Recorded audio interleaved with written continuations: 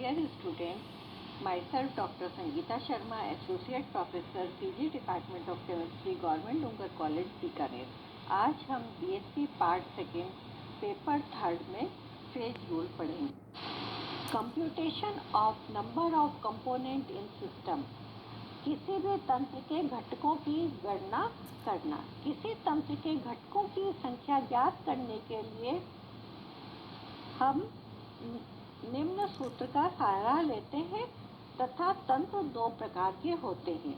For non reactive system, number of component is equal to number of constituent. अक्रियाशील तंत्रों के लिए घटकों की संख्या उसके अवयवों की संख्या के बराबर होती है, पर क्रियाशील तंत्रों के लिए for reactive system number of component C dash is equal to number of constituent C minus number of chemical reaction R minus number of control condition. C dash is equal to C minus R minus Z. इसको स्पष्ट करने के लिए हम दो उदाहरण ले रहे हैं। सोडियम सल्फेट जल तंत्र।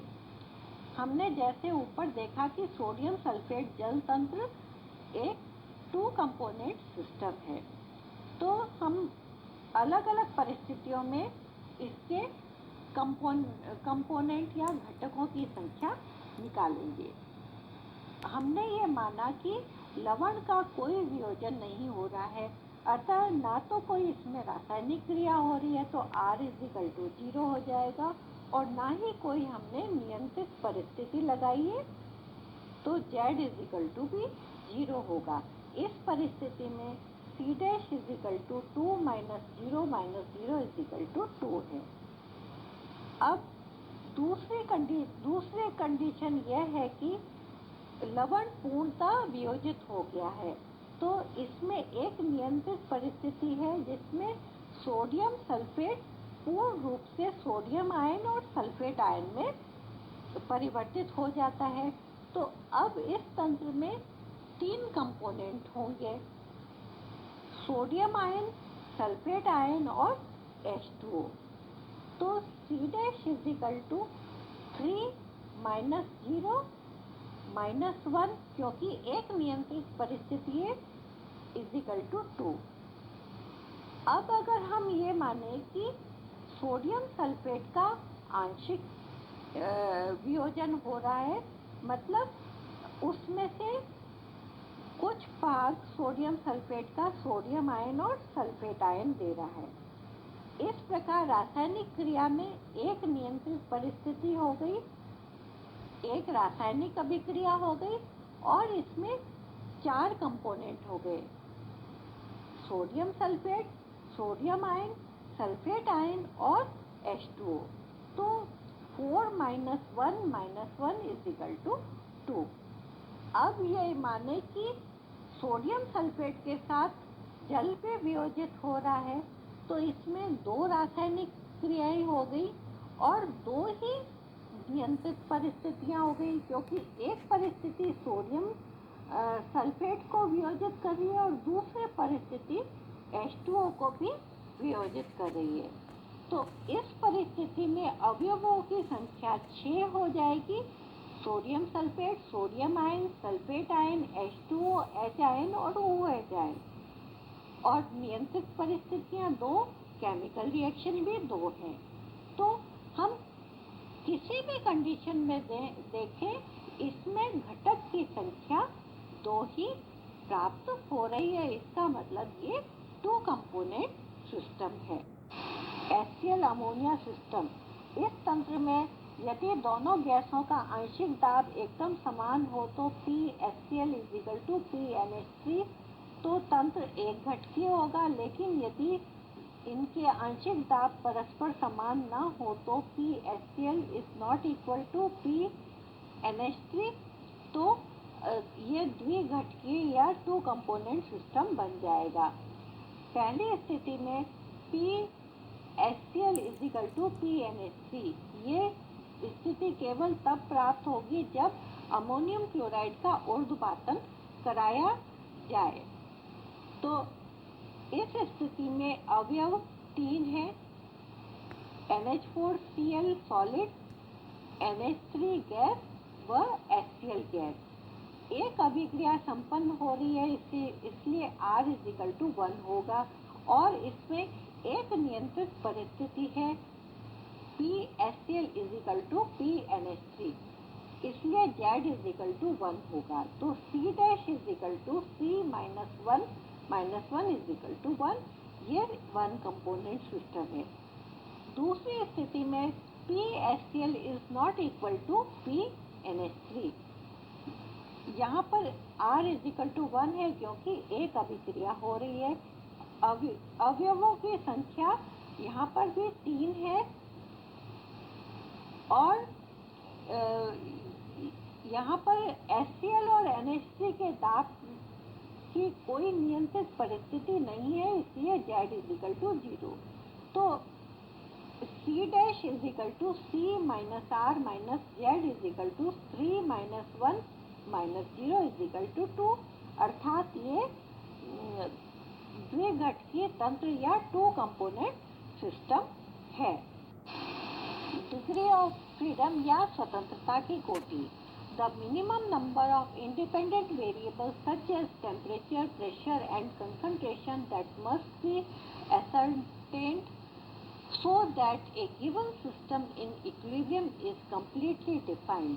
किसी तंत्र के लिए स्वतंत्रता की कोटि स्वतंत्र चरों, ताप, दाब व सांद्रता आदि की वह न्यूनतम संख्या है जिसके निश्चित करने से तंत्र को पूर्ण रूप से परिभाषित किया जा सकता है। उदाहरण के लिए जल तंत्र को लें तो माना जल एक ही प्रावस्था में है, ठोस, द्रव और गैस, तो उसे परिभाषित करने के लिए हमें कम से कम 2 पैरामीटर ताप और दाब की आवश्यकता होगी। अतः यह एक बाइवेरिएंट तंत्र है। अब माना कि कोई 2 प्रावस्थाएं साम्य में है, उदाहरण के लिए ठोस जल मतलब बर्फ और द्रव जल साम्यावस्था में है। हम ये जानते हैं कि ठोस के पिघलने का ताप बाह्य दाब पर निर्भर करता है, अर्थात यदि एक चर को स्थिर किया जाए तो दूसरा चर स्वतः ही स्थिर हो जाएगा। वायुमंडलीय दाब पर बर्फ का गलनांक 0 डिग्री होता है। अतः तंत्र को परिभाषित करने के लिए हमें केवल एक ही पैरामीटर ताप और दाब की आवश्यकता होगी, अर्थात ये मोनोवेरिएंट या एक चर तंत्र है। यदि ट्रिपल पॉइंट या त्रिक बिंदु को लें तो उस बिंदु को कहते हैं जब तंत्र की 3 प्रावस्थाएं साम्य में हो। माना कि बर्फ, द्रव व जलवाष्प परस्पर साम्य में हो, तो यह स्थिति केवल तब आएगी जब तंत्र का ताप 0.0098 डिग्री सेंटीग्रेड हो और दाब 4.58 mm मरकरी हो। ताप व दाब की इन परिस्थितियों में किसी में भी थोड़ा सा परिवर्तन किया जाए तो तंत्र की तीनों प्रावस्थाएं साम्य में नहीं रहेंगी। अतः इस तंत्र को परिभाषित करने के लिए हमें किसी भी चर या पैरामीटर को बताने की आवश्यकता नहीं होगी। अतः ट्रिपल पॉइंट पर ये 0 वेरिएंट या नॉन वेरिएंट होता है। Derivation of Gibbs phase rule. Gibbs प्रावस्था नियम का व्युत्पन्न। तंत्र 2 प्रकार के होते हैं, क्रियाशील व अक्रियाशील। इन दोनों प्रकार के तंत्रों के लिए प्रावस्था का नियम का व्युत्पन्न अलग अलग तरीके से होता है, क्योंकि अक्रियाशील तंत्रों में विभिन्न अवयवों को अलग अलग प्रावस्थाओं में केवल वितरण होता है, जबकि क्रियाशील तंत्रों में विभिन्न अवयवों की परस्पर क्रिया होने के कारण कई जटिलताएं आ जाती हैं जिनका ध्यान रखना आवश्यक है। अक्रियाशील तंत्रों में प्रत्येक प्रवस्था के विभिन्न अवयव केवल एक दूसरे के संपर्क में होते हैं। माना किसी तंत्र में P प्रवस्था व C घटक हैं, तो उसकी स्वतंत्रता की कोटि व चरों की संख्या F को हम F = number of variable to be known, उन चरों की संख्या जिन्हें बताना आवश्यक है, माइनस उपलब्ध समीकरणों की कुल संख्या, नंबर ऑफ इक्वेशन अवेलेबल के द्वारा निकाल सकते हैं। किसी तंत्र में चरों की कुल संख्या ज्ञात करने के लिए, क्योंकि जो तंत्र है तंत्र की अवस्था ताप व दाब पर निर्भर करती है, अतः तंत्र में दो चर तो होंगे ही, और सांद्रता या मोल भिन्न में जो P प्रवस्थाएं और C घटक होंगे, तो कुल सांद्रता Pc के बराबर होगी। तो चरों की कुल संख्या Pc + 2 के बराबर हो जाएगी। तंत्र की किसी प्रवस्थाओं में मोलों की कुल संख्या 1 होती है। क्योंकि उसमें टोटल P प्रवस्थाएं हैं, तो हर प्रवस्था के लिए टोटल मोल की संख्या 1 होगी।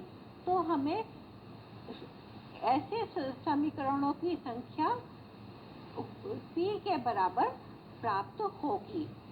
ऊष्मागतिकी के अनुसार जब कोई विषमांगी तंत्र या हेटेरोजीनियस सिस्टम स्थिर ताप व दाब पर साम्य में होता है, तो किसी दिए हुए घटक का रासायनिक विभव हर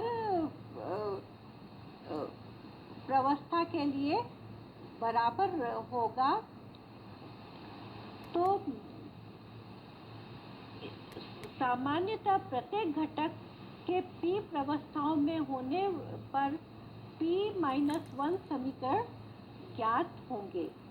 इसलिए C घटकों के लिए P-1 समीकरण ज्ञात होंगे। क्योंकि रासायनिक विभव दाब व ताप तथा संघटन के फलन होते हैं, तो इसका तात्पर्य यह है कि प्रत्येक समीकरण एक चर को प्रदर्शित करता है। तो टोटल समीकरण हमको P + C P-1 प्राप्त होंगे। स्वतंत्रता की कोटि F चरों की कुल संख्या माइनस समीकरणों की कुल संख्या के बराबर होती है। तो F = Pc + 2 - P + C P-1 होगी। इसको जब हम सॉल्व करते हैं तो हमें समीकरण F = 2 - P + C प्राप्त होता है। जिसको रीअरेंज करते हैं तो F + P = C + 2 समीकरण प्राप्त होगा। यही प्रवस्था का नियम है।